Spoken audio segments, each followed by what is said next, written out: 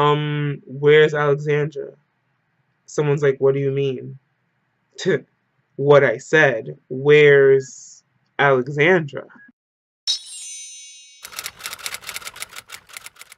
What's giddy? So I am back with another story time, and I'm just gonna get right into it. No rambling in the beginning. This story time is about the time where I had to put out an Amber Alert for my friend because she went missing on me in downtown Providence at 3 in the morning. So one night, a group of friends and I decided that we were going to go out to a club called Ego. If you've never been to Ego or you've never been to Providence, Ego is a gay club in downtown. A lit gay club, by the way. If you're looking for a poppin' gay club to go to, Ego's that spot on Fridays, though. I don't co-sign any other day. Fridays, Twerk Fridays, is where it's at. The night started out tragically to begin with, so we should have took that as a sign to not go. One of my friends got into this whole thing with their boyfriend, and he pulled up, and then she had an asthma attack. I had to like Tokyo drift to someone's house to get an asthma pump so that she didn't die. And then we still decided to go out, her included. Don't know why, though we did. So we get to the club. It's a good time. We're having so much fun, per usual. And my friend, who I asked her if I could do the story, she told me to give her a different name, so I'm going to give her the name Alexandra. My friend Alexandra, this was like my turn up partner. Like, there was a point in time where me and this girl went out together almost every night till like 5 in the morning. Like, we just, when it comes to turning up and going out and just like having fun, we have the same personality. We both love to dance. We both can dance. Keyword on can dance. No shade. Alexandra was the type of person that she likes to drift. So when she goes out to the club, she'll be here and then she'll disappear somewhere and then she'll come back and then she'll disappear and she'll come back. I'm the type of person that I like to stay where the group is. I don't drift by myself in the club just because I don't want to lose anybody. But at the same time, if you are drifting by yourself, I'm not gonna follow you around the club like your puppy. Like, I'm not gonna do that. It makes me look stupid, and I'm gonna let you do your thing. And at the time, Alexandra was single, so she was single, ready to mingle. And my girl's bad, so people was ready to mingle right with her. So the night's winding down, and everybody wants to leave. They're like, "Yo, let's go." I think someone had started arguing with somebody in the club or something like that, so everyone was just like, "You know what? Let's just leave." So I'm like, "Okay, cool, we can go, but where's Alexandra?" They're like, "Oh, she's already outside." I'm like, "Okay, cool." So I followed the group outside. Mind you, in Providence, doors close at 1, which means if you're in the club before 1, you cannot leave and come back. No matter if you got a bracelet, it doesn't matter. Once you leave the club after 1, there's no getting in. And if you arrive at the club at 1:01, you're not getting in. It's just not going down. And it was after 1 at this time. So I'm outside. I'm looking at the group of people that I'm with. There was about 6 of us. I don't see Alexandra. So I'm just like, where's Alexandra? Someone's like, what do you mean? What I said. Where's Alexandra? All of a sudden, no one knows where Alexandra is, even though I specifically asked, okay, but where is Alexandra, before I stepped out the door. And someone specifically said to me, she's already outside. I'm calling her phone. She's not answering. I think it was going straight to voicemail or something like that. Or she just wasn't answering. So I was pissed, livid. I go up to the bouncer. I'm like, listen, please. I know doors close at 1, but my friend is in there and we're all trying to leave. And I'm calling her and she's not answering. I need to find her so that we can leave. He's like, nope, can't do it. Doors close at 1. I'm like, please, like, please, like, it's just me. Everyone else can stay out here. It's just me. You can even stay with me while we're in there. Like, I'm not trying to go back in to turn up. I just want to find my friend so that we can leave. He's like, can't do it. There's cops all on the street. I can get in trouble. You just have to wait until we're closing. It was around maybe 2 30 or something like that at this time, and Igor doesn't close till 3. It's one of the few clubs in Providence that closes that late. So finally 3 hits and the bouncer walks in with me to find her. He's walking around, I'm walking around, I'm yelling her name, I'm looking at the people who are in as people are leaving, and my other friends waited outside to see if they would see her coming out while they were waiting outside. And I'm looking around and I don't see her. I come back out. They're like, we don't see her either. I'm crying at this point. I had already started crying when he had told me, like, no, like, I'm not letting you in. I start bawling. So I'm crying my eyes out. I'm just like, are you kidding me? Like, what the hell? Like, how are we supposed to find her? Like, what am I going to do? Because now I feel responsible. I feel responsible for the fact that we can't find her. And the thing about Alexandra is she now she's better at it. Well, I don't know, I haven't gotten drunk with her in a little bit, but at that time she was a extreme lightweight. Like she could drink this much alcohol and be faded. And when she was faded, she wasn't one of those people who really had control over themselves like that. Like I'm one of those people that no matter how drunk I am, I'm aware of what's going on. Unless I'm literally passed out, I'm aware of what's going on. I can see everything that's going on, and I can function, and I could sober up like this. I can't snap because my pinky's messed up. But I could sober up, like, imagine I'm snapping. But she's not like that. And so I'm petrified now because I'm like, anyone could have taken her home. Like, she would be that type that she was so drunk and like out of it that someone could convince her to leave with them, you know? And that freaked me out because they could kill her, they could rape her, they could do anything to her. My friends are trying to comfort me. They're like, stop, don't cry, don't cry. And I'm just like, what are we gonna do? What are we gonna do? She's nowhere around here. They're like, okay, let's walk around and try to find her. So we start walking around downtown. We're yelling her name, yelling, Alexandra, Alexandra, Alexandra. No one's answering us. People are looking at us like we're nuts. I'm bawling, like hysterically crying. We walk by where her old job used to be, which is in downtown, literally right around that club. I'm looking around, I don't see her over there. As I'm looking for this girl, keep in mind, I keep emphasizing that I'm hysterically crying for a reason. Some guy comes up to me and he's like, yo, like, what's wrong? Like, what's wrong? And mind you, I'm drunk and I'm crying. So I'm just like, I can't find my friend.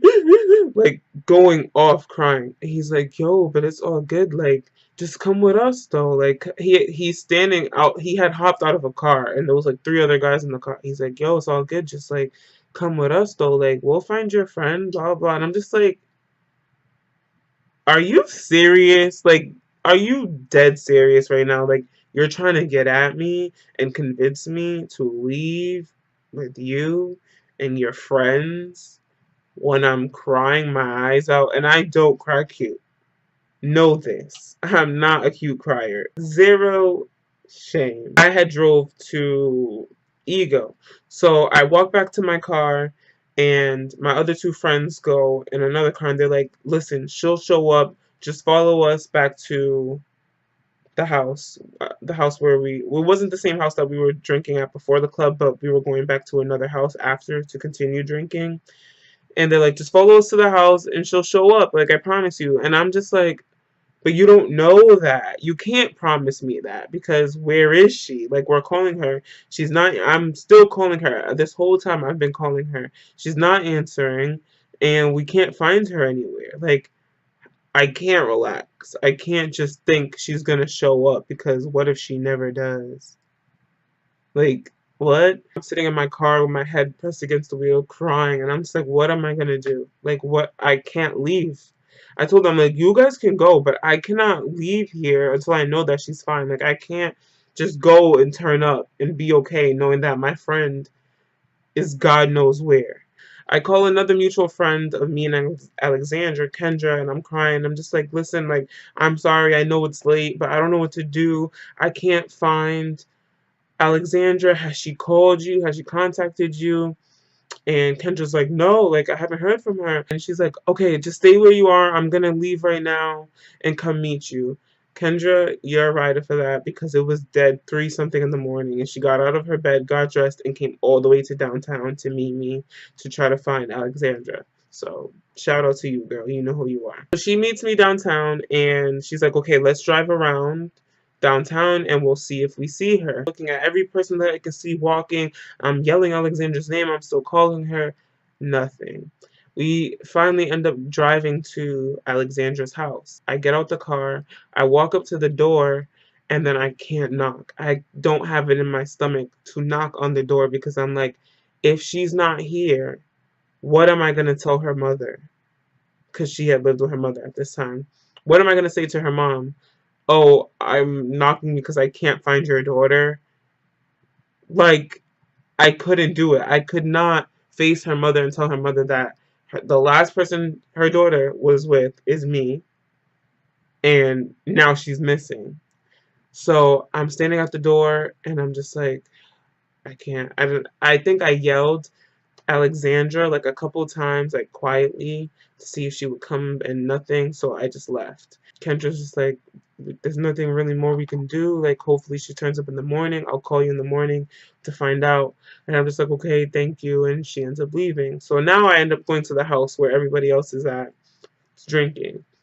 And I show up there and I'm crying still hysterically. And they're just like, calm down. Like, she'll be all right. Like, she's all right. Trust me.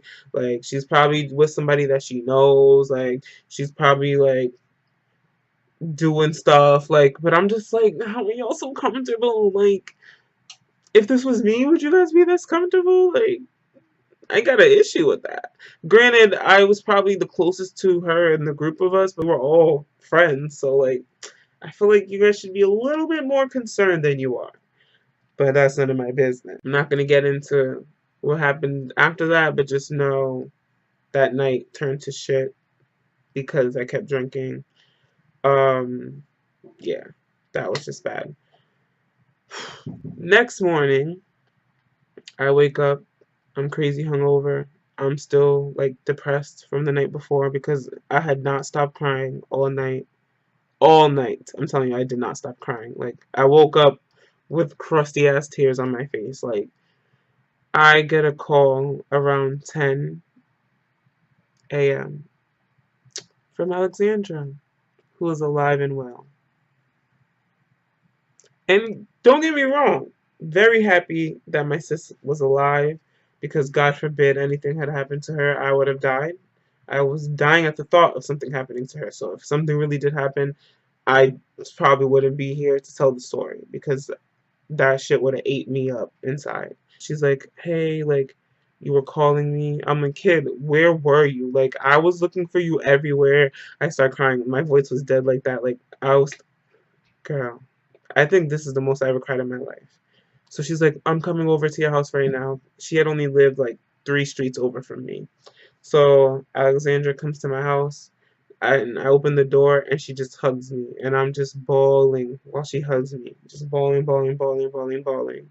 And she's like, it's okay, I'm okay, like, I'm good, like, I love you, blah, blah, all this stuff. And I'm just crying, crying, crying, crying, crying, kid. Like, I can't tell you how much I was crying. Like, I feel like my daughter went missing and the cops just brought her home to me. Like, I was just bawling while she was hugging me, telling me she loves me. So this is Alexandra. I wish she could be here to tell you her half of the story, but this is what happened. When Alexandra went missing from the group, she ended up seeing someone in the club that she knew, and she was with them. They went to the bathroom. She got locked in the bathroom stall. Like, it literally wouldn't open. So she had to climb over the bathroom stall to try, because she didn't want to crawl under, because ew. She climbed over the bathroom stall to try to get into the next stall so that she could get out. She ended up falling on her back, hurting the crap out of her back.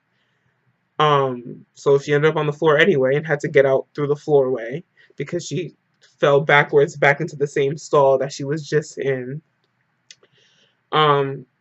Then when she got out of there, I think at that point was when we had left. So she was walking around the club with her friend that she knew in the club, trying to find us. Couldn't find us. Then she left out of the club to try to find us outside, but at this point, I think we were waiting in the car for the club to end so that when she came, so when the club ended, that we can go back in and look for her. She didn't see us outside the club, so she walked to her old job, which like I said, was right near the club.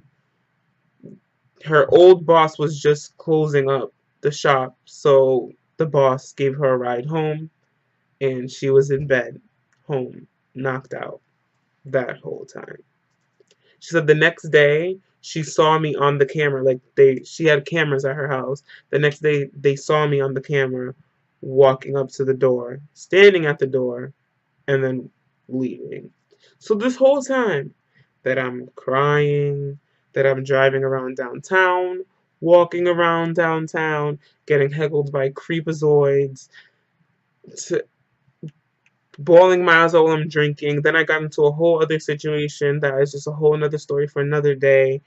All that, and Alexandra was home, knocked out, in bed. I wanted to kill her. But then in the same breath, I was just so happy that she was alive. Like I never wanted someone dead and alive at the same exact time. I was so pissed. So the moral of the story is when you go to the club with your friends, stay with your friends. I don't care who you want to get at. I don't care how fine he or she is. Stay with your friends. Bring the cutie to the location where your friends are at and talk to them there. Okay? And when everyone is leaving, it's time for everyone to go. Who you got to the club with is who you should be leaving the club with. No exceptions. Like rape and murder and stuff like that is not just made up.